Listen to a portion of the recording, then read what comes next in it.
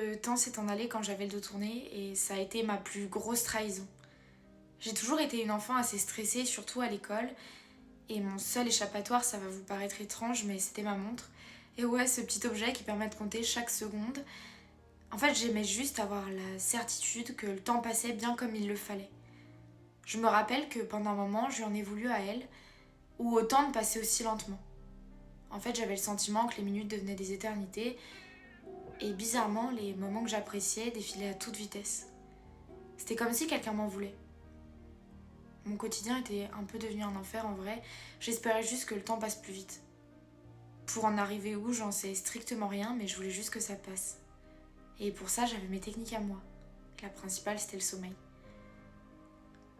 Quand je dormais, j'avais l'impression de pouvoir rêver de la vie comme je l'entendais, et chaque réveil était toujours un peu plus compliqué.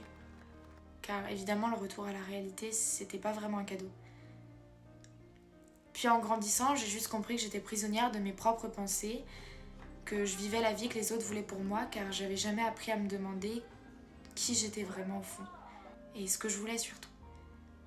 Mais ce qui est cool avec la vie, c'est qu'elle n'a pas de définition prédéfinie, que je suis libre de la vivre comme je l'entends, et que je peux créer ma propre définition pour un jour te dire voilà la définition que j'en ai donnée. Un jour, je me suis vraiment réveillée, je crois, ou je suis juste née, j'en ai aucune idée. Mais c'est vrai que la vie était devenue différente. Et c'était pas le fruit du temps. Je crois juste que j'avais appris à l'aimer pour une fois. J'ai vraiment appris à aimer la vie quand j'ai compris que le temps passait. Et ce, quand j'avais le dos tourné.